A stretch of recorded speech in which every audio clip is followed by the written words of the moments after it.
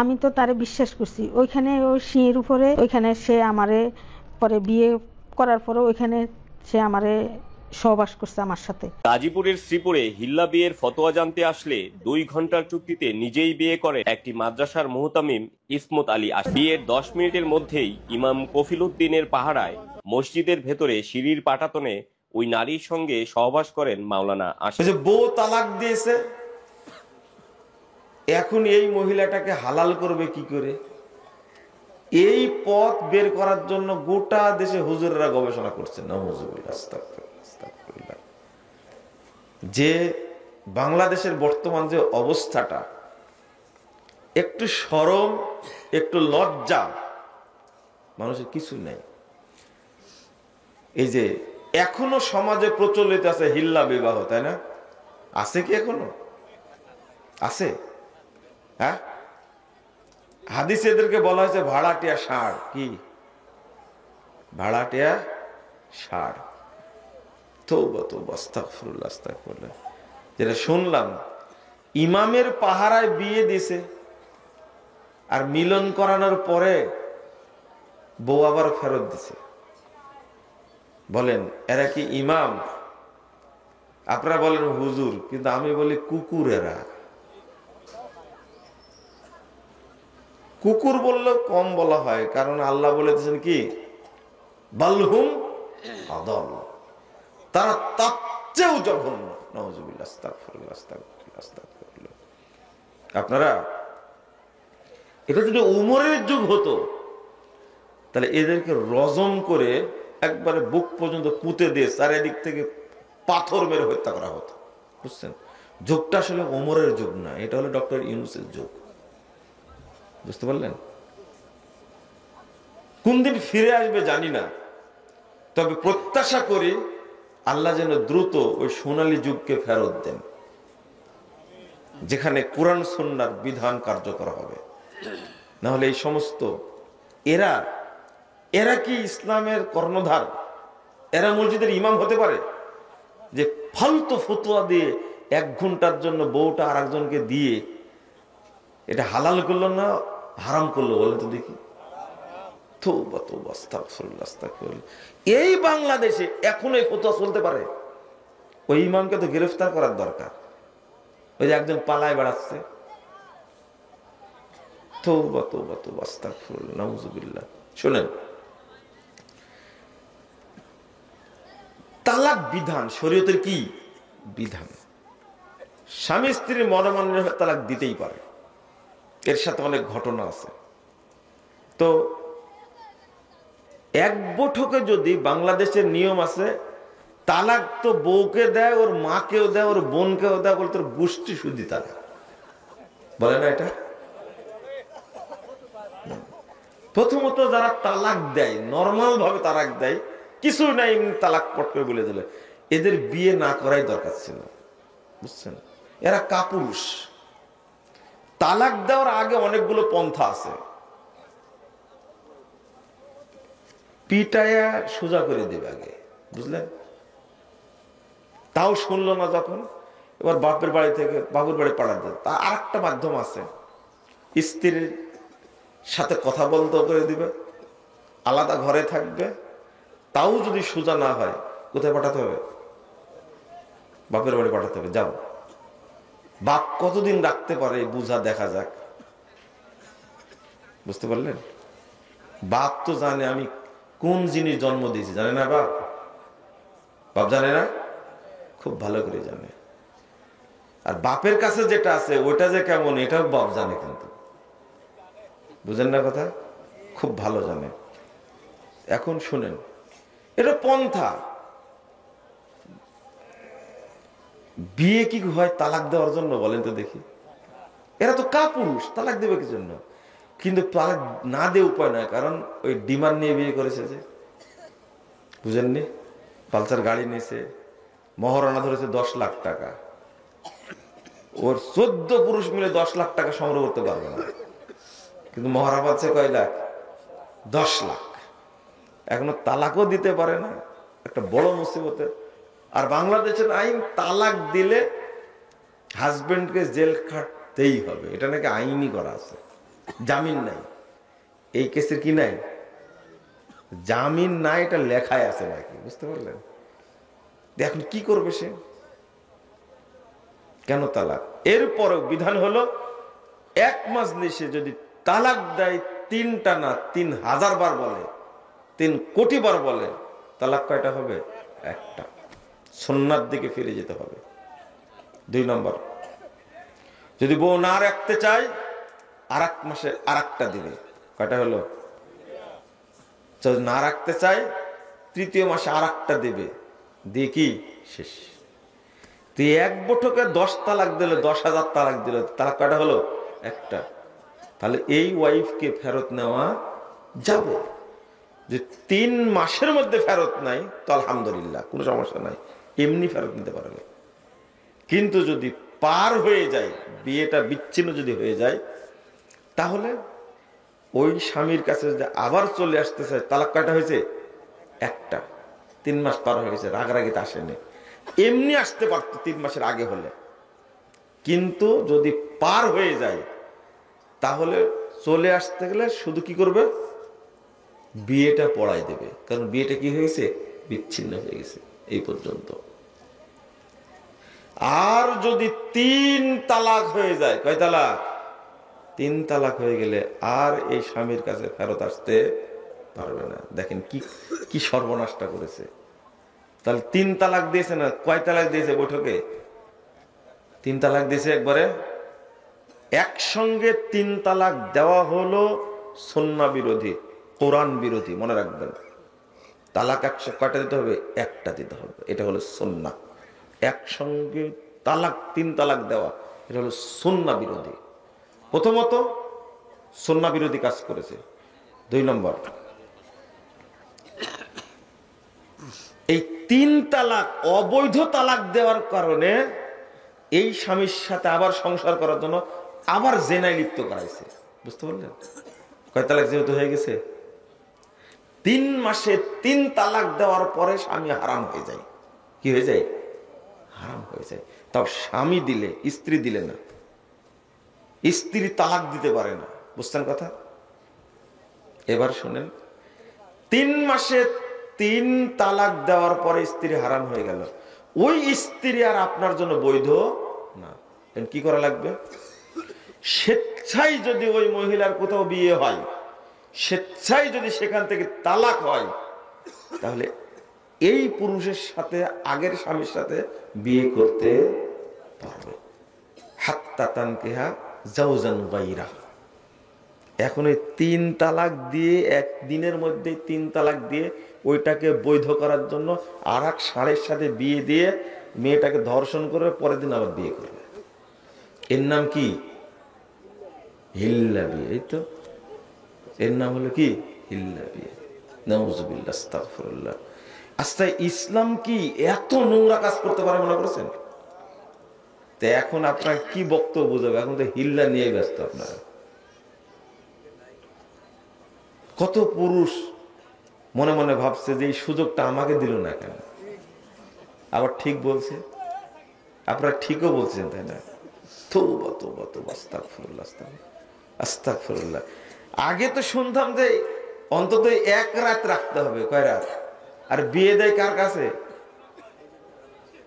বুড়ার কাছে। কার কাছে? তওবা তওবা তওবা তওবা। বাংলাদেশে এই ধরনের কাজ হয়, হতে পারে কল্পনা করিনি। আপনারা কি বুঝলেন? তো এই তালে থাকার দরকার নাই। গতকাল 16 ডিসেম্বর যায়নি? 16 ডিসেম্বরে যা করেছেন আপনারা, যা করেছেন, একবারে বান্দা ঘোড়া ছাড়া পেয়েছে। বুঝতে পারলেন?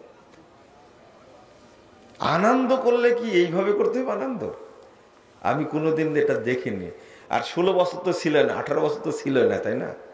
ছাড়া পেয়ে যা করেছেন, যে পাপ করেছেন, এই পাপগুলো থেকে মুক্তির জন্য আপনাকে আজীবন কাঁদতে হবে। আজীবন কাঁদতে হবে যে অন্যায় করেছেন। নারী পুরুষ মিলে যে অবস্থা সৃষ্টি করেছিলেন, তো এই নিয়ে আমার কথা বলার দরকার নাই। আমি যে বিষয়ে কথা বলি ওর উপরে বলতে থাকে, দেখি কোনো কাজ হয় কিনা। নিঃসন্দেহে আপনার সালাত যদি আল্লাহর কাছে কবুল হয়, আপনি যদি মুসল্লি হন, তাহলে এই 16 ডিসেম্বরের কনসার্টে যেতে পারতেন না। আল্লাহ রাব্বুল আলামিন বলছেন, ওয়াকিমিস সালাহ ইন্নাস সালাতা তানহা আনিল ফাহশাই ওয়াল মুনকার ওয়ালা যিকরুল্লাহি আকবার। সূরা আনকাবুত 45 নম্বর আয়াত। নিশ্চয়ই সালাত বাধা দেয় আনিল ফাহশা, যত ফাহিশা কাজ আছে সব কাজ থেকে বাধা দেবে। ওয়াল মুনকার, যত খারাপ কাজ আছে সবগুলো সালাত বাধা দেয়। আপনাকে বাধা দেয় না কেন? বাধা দেয় না কেন? এটা কোনোদিন চিন্তা করে দেখেছেন আপনি? দেখেননি, আপনি কোনোদিন ভাবেননি। আমি আপনাদেরকে ভয় দেখাই, বলি বারবার, আমরা সালাত আদায়ের ব্যাপারে গাফেল, উদাসীন। ফাওয়াইলুল লিল মুসাল্লিন আল্লাযীনা হুম আন সালাতিহিম কি সাহুন। উদাসীন যারা। আপনি উদাসীন কিভাবে হয়েছেন, গাফেল কিভাবে হয়েছেন, সেটা আপনাকে বোঝা লাগবে একটু। আর এই গইয়াটা কি, ওয়াইলটা কি? ইবনে মাসউদ রাদিয়াল্লাহু আনহু বলছেন, ওয়াদিন ফি জাহান্নাম, জাহান্নামের মধ্যে একটা উপত্যকা আছে, একটা অঞ্চল আছে, বাইদুল কর, যে জাহান্নামটা সবচেয়ে গভীর, খবিসুত্তম, যে জাহান্নামের খাদ্য হলো অপবিত্র, দুর্গন্ধযুক্ত পচা। নাউযুবিল্লাহ, আস্তাগফিরুল্লাহ। তাহলে এটাকে তাহলে মুনাফিক মুসল্লি সালাত কি কবুল হয়? সম্ভাবনা আছে। যার মধ্যে নিফাক থাকে তার মধ্যে ঈমান থাকে না, ঈমান থাকে না। আমি শুধু সালাত আদায় করছি, কিন্তু একটুকু চিন্তা করি না আমি সালাতটা শুদ্ধভাবে পড়ি, ইখলাসের সাথে পড়ি। আমি চিন্তা করি না সালাতটা একটু যত্নের সাথে পড়ি, এই চিন্তাটা করি না। আগে হাদিসটা শুনে আপনাদেরকে আমি সালাতের কথা কেন বলছি, কেন বেশি বেশি বলি। রাসূলুল্লাহ সাল্লাল্লাহু আলাইহি সাল্লাম বলছেন, ইমাম সদরুদ্দিনের তিনি একটা হাদিস নিয়ে আসছেন, 410 নম্বর হাদিস, আর তিরাতের মধ্যে হাদিসের সনদ সহিহ। রাসূল সাল্লাল্লাহু আলাইহি সাল্লাম বলছেন, আউয়ালু মা ইউসাল্লুল আবদু ইউহাসাবু বিহি সালাতু, কাল কিয়ামতের মাঠে সর্বপ্রথম হিসাব নেওয়া হবে সালাতের। কার? সালাতের।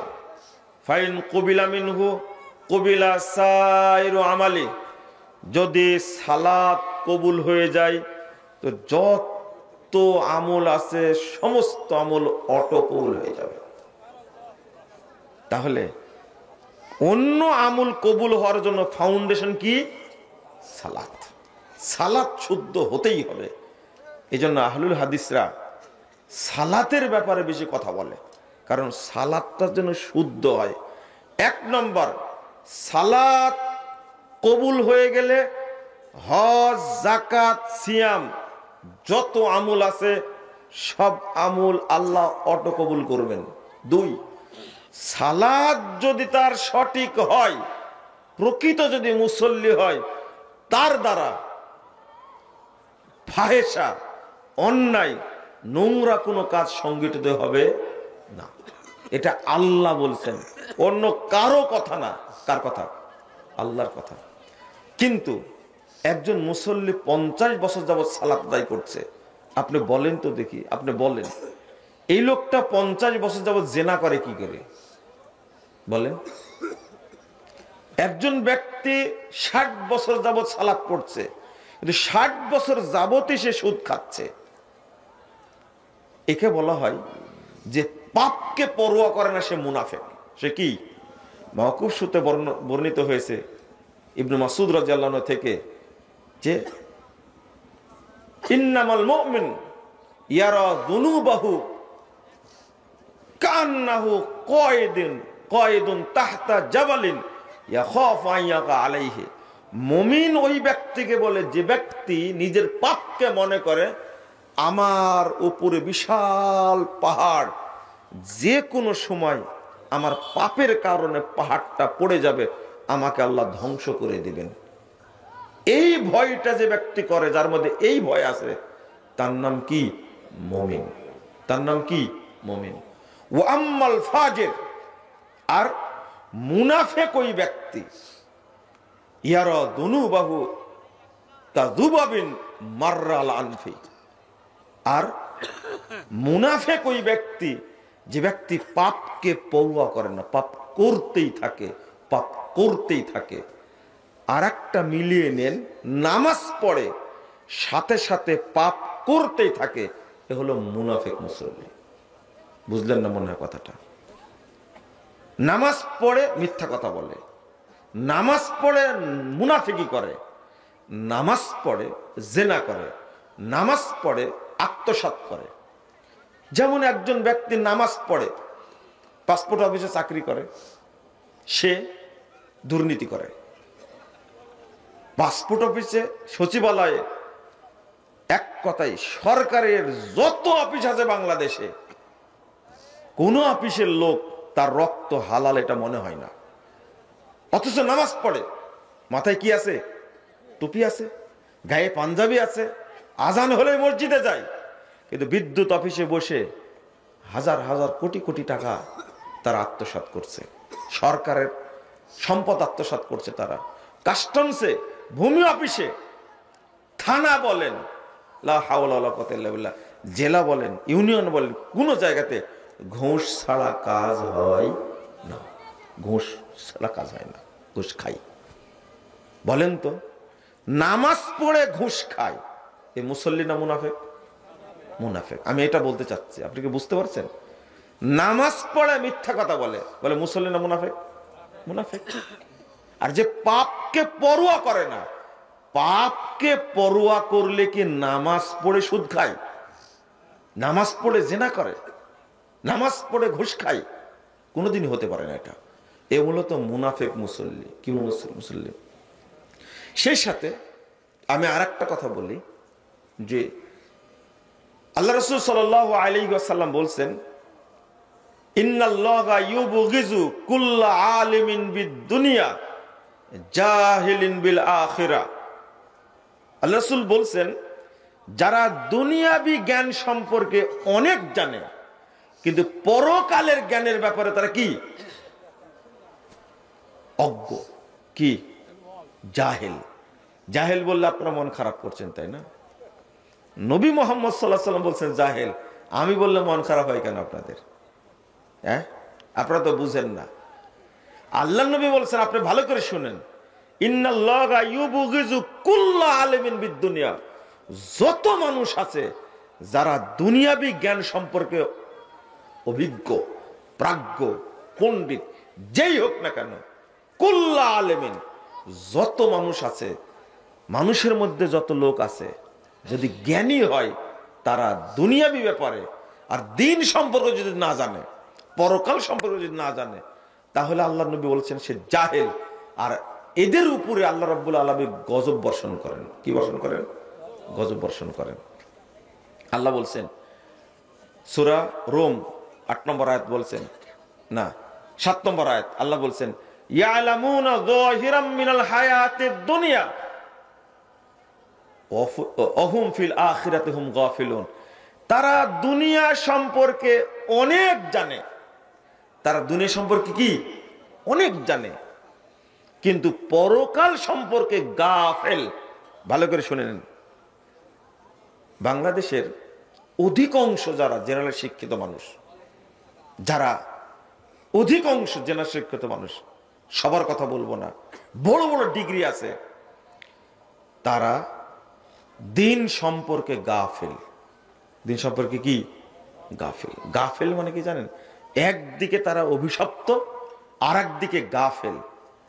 গাফেল বলতে বোঝাচ্ছি, একজন ব্যক্তি দেখেন এত জানে বাংলাদেশে, বিশেষ করে আমরা যখন কলাম পড়ি বিভিন্ন সাংবাদিকের, এত জানু, আগামীকাল রাজনীতির একটা বিষয় আলোচনা হবে, ও পয়েন্টগুলো লেখার মধ্যে দিয়ে দেয়, ও কত চিন্তা করে ভাবেন তাহলে। যারা সংবিধান বিশেষজ্ঞ এরা এতই পাণ্ডিত্য রাখে, সংবিধান সংস্কার হবে ও আগে সব পয়েন্টগুলো দিতে পারে, কিন্তু ও পয়েন্টগুলো দিয়ে দেয় আর ওই পয়েন্ট নিয়ে পরের দিন আলোচনা করে। তাহলে ও সাধারণ কোনো লোক না। আমি আপনাকে আরো বুঝাচ্ছি, এক একজন ডাক্তার এত বড় বড় ডাক্তার, এক একজন ইঞ্জিনিয়ার এত বড় বড় ইঞ্জিনিয়ার, তারা এত পড়াশোনা করে। আচ্ছা, বিসিএস ক্যাডার হতে কি সাধারণ পড়াশোনা করলে হয়? না, বিসিএস ক্যাডারকে অনেক পড়াশোনা করতে হয়, অনেক পড়াশোনা করতে হয়, প্রায় সবই জানা যায় আন্তর্জাতিক বিশ্ব সম্পর্কে। কিন্তু ও শরীয়তের ব্যাপারে এত গাফেল, এত উদাসীন। ও উদাসীন শুধু না, আলেমদেরকে দেখতে পারে না, এ দেখতে পারে না টুপিওয়ালাকে, মাদ্রাসা মসজিদকে সহ্যই করে না ও। বুঝতে পারলেন? আমরা ভালো বুঝি। এই মানুষটাকে জিজ্ঞেস করেন, টাস টাস করে উত্তর দেবে, সব জানে। ওই যে টকশো করে না, টকশো তো আপনারা শোনেন মনে হয়, তাই না? আমরা এগুলো শোনার সুযোগ হয় না। তো তারা জ্ঞান রাখে না এটা বলতে পারবেন না। বর্তমান রাজনীতিবিদ যারা আছে এমনি কি রাজনীতি করে? জানে, কিন্তু আক্ষেপটা হলো তারা দুনিয়াবি বিষয়ে কি বলেন? গাফেল। দুনিয়াবি বিষয়ে তারা কেবল দিনের বিষয়ে গাফেল, আর দুনিয়ার ব্যাপারে কি এক্সপার্ট, পাকাপোক্ত, কঠিন। আল্লাহ রাব্বুল আলামিন বলছেন সূরা নামল 66 নম্বর আয়াত, বালিদ্দারাকা ইলমুহুম ফিল আখিরা। আল্লাহ বলছেন বরং তাদের আখিরাতের ব্যাপারে যে ইলম ছিল এই ইলমটা নষ্ট হয়ে গেছে। কেন বলছেন? বালহুম ফি শাক্কিম মিনহা বালহুম মিনহা আমুন। আল্লাহ বলছেন যে আখিরাতের ব্যাপারে যে ইলম ছিল তাদের, এই ইলমটা কি হয়ে গেছে? নষ্ট হয়ে গেছে। এক। দুই নম্বর বলছেন বরং পরকালের ব্যাপারে তারা সন্দিহান। না, পরকাল হবে না, মানুষকে আর কবর থেকে উঠানো হবে না, খামাখা হুজুরেরা বকবক করে। আরেকটা হলো বালহুম মিনহা আমুন। আল্লাহ আবার বলছেন বরং পরকালের ব্যাপারে, দিনের ব্যাপারে তারা কি? অন্ধ। আপনি সালাত আদায় করেন, কিন্তু আপনি সালাতের মধ্যে মনোযোগী না। সব জানা আছে আপনার, বলেন তো আপনি সালাতের মধ্যে যখন পড়ছেন আল্লাহুম্মা বাইদ বাইনি ওয়া বাইনা খাতায়ায়া কামা বা'আদতা বাইনাল মাশরিক ওয়াল মাগরিব, এটা জানেন না কেন বলেন তো দেখি? সব বুঝেন, কিন্তু আপনার সালাতের মধ্যে কি বলছেন এটা বুঝেন না কেন বলেন? মানে আপনি গাফেল। প্রথমত মানুষকে দেখানোর জন্য পড়েন আপনি, না পড়লে কি করা যায়? 80 বছর বয়স হয়েছে, এরপরে আপনি দাড়ি কাটছেন, 80 বছর বয়সে চামড়া ঢিল হয়ে গেছে, টান দিয়ে কাটেন আপনি। কেন? কেন বলেন দেখি? এটা শরীয়তের উপর আপনার অবজ্ঞা। আপনি সব জানেন, কিন্তু জানেন না কি শুধু আপনি যে সালাত পড়ছেন এই সালাতের নেকি হবে না। প্রশ্ন আসে না, আপনি গাফেল। আপনি এত জানেন কিন্তু সালাতের ব্যাপারে আপনি গাফেল কেন? আপনাকে আবারও শোনাচ্ছি ভালো করে।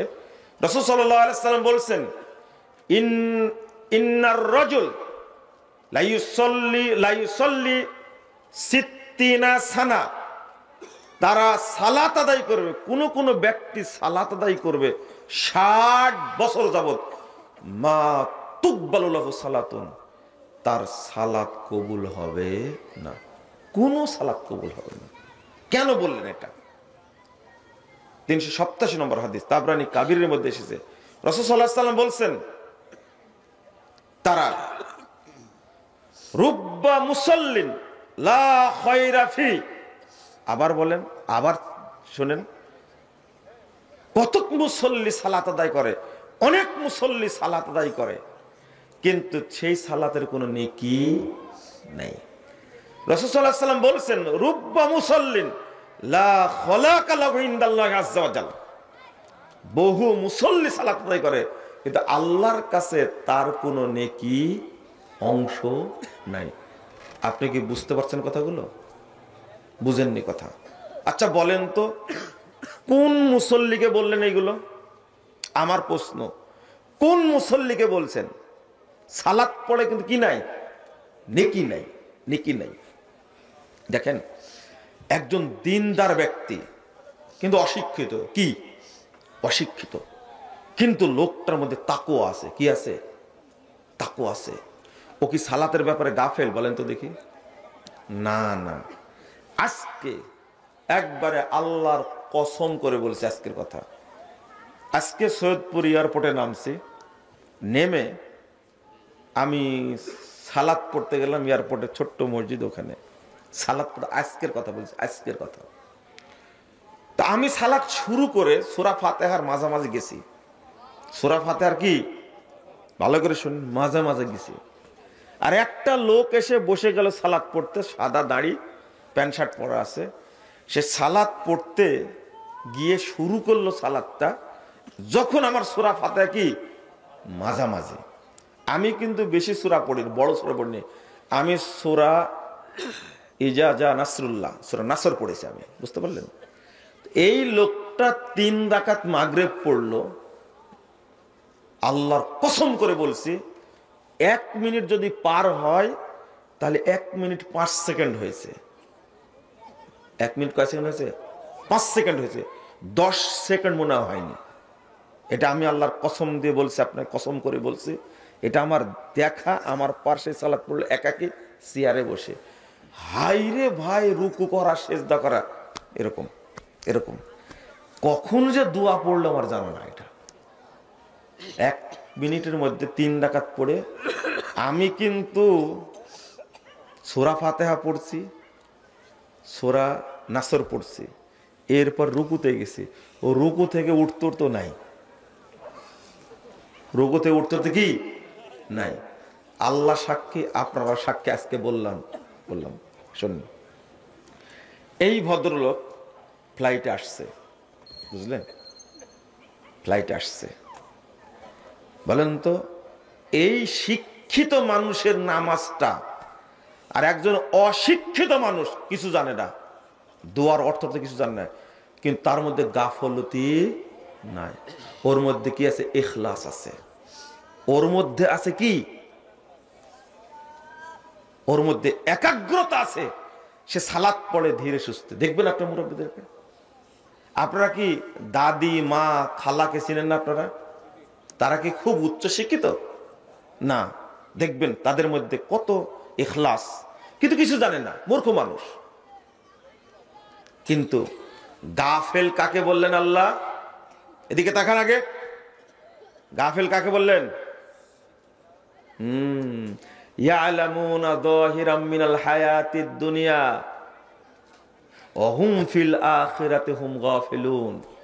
যারা দুনিয়াবি জ্ঞান সম্পর্কে অনেক প্রাজ্ঞ, অভিজ্ঞ, কিন্তু পরকাল সম্পর্কে তারা কি? গাফেল। পরকাল সম্পর্কে কি? গাফেল। কেন? আপনি অবজ্ঞা করে সালাত আদায় করেন। আপনি একদিকে বলেন মাদ্রাসা শিক্ষাকে ফকিরি বিদ্যা বলেন, কি বিদ্যা বলেন? আপনাদের দেশে বলে না মনে হয়, তাই না? ফকিরি বিদ্যা। এই যে 3-4টা ছেলে হেফজুল করলো, তারপরে কি আপনার মেয়েরা 3টা পাগড়ি নিল, এরা পাগড়ি নিল, ওরা কি নেকাব নাকি বলে হিজাব নিল। আচ্ছা হলো, শোনেন শোনেন, আপনি দেখেন এর মধ্যে একজনও MBBS ডাক্তারের মেয়ে নাই। জিজ্ঞেস করেন, ছেলে নাই। এই আছে? একজনও নাই। প্রফেসরের সন্তান একজনও নাই, একজনও নাই। কোন শিল্পপতি ছেলে নাই এর মধ্যে, কোন শিল্পপতি ছেলে নাই, কোন এমপির ছেলেও নাই।